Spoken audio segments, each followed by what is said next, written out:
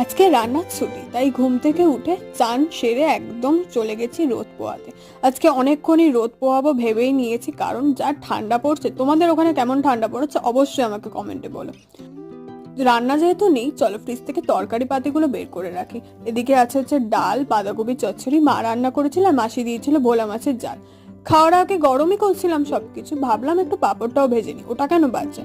তো এখানে তো আমার থালা রেডি, নিয়েছি ডাল, বাঁধাকপি চচ্চড়ি, পাঁপড় আর একটা ভোলা মাছের পিস।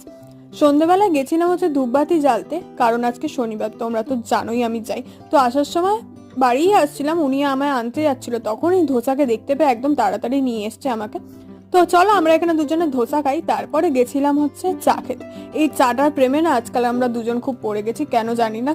উনি কাজ থেকে ফেরার পরেই 8টা সাড়ে 8টার দিকেই আমরা প্রায় যাচ্ছি এই চাটা খেতে। আর আমাদের বাড়ির রাস্তা পুরো শুনশান। তো চলো দেখা হচ্ছে নতুন একটা মিনি ব্লগে, টাটা।